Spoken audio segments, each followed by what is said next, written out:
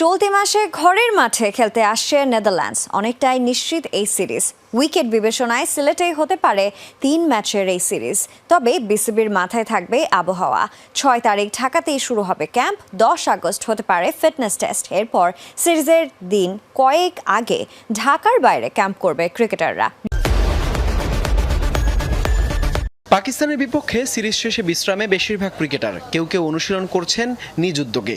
Asia কাপের আগে ঘরের মাঠে প্রস্তুতিমূলক একটি সিরিজ আয়োজনের চেষ্টায় বিসিবি। এরই মধ্যে ফাঁকা স্লটে সিরিজ খেলতে আগ্রহ দেখিয়েছে নেদারল্যান্ডস। সব ঠিক থাকলে আগস্টের মাঝামাঝি সময়ে দেশে আসবে ডাচরা।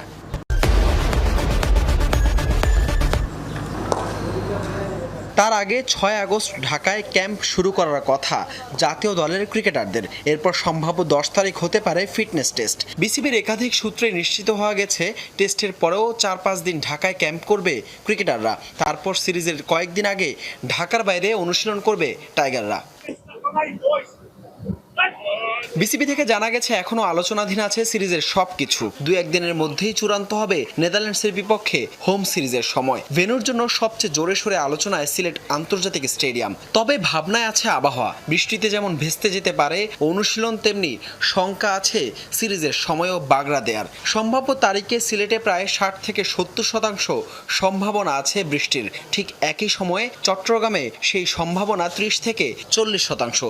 তবে স্পোর্টিং উইকেট বিবেচনায় বরাবরই সিলেট বেশ এগিয়ে। সেদিক থেকে ডাচদের বিপক্ষেও সিরিজটি হতে পারে এই মাঠেই, জানিয়েছেন বিসিবির এক কর্মকর্তা। সব ঠিক থাকলে 3 ম্যাচ টি-20 সিরিজ খেলতে আগস্টের মাঝামাঝি সময়ে দেশে আসবে নেদারল্যান্ডস।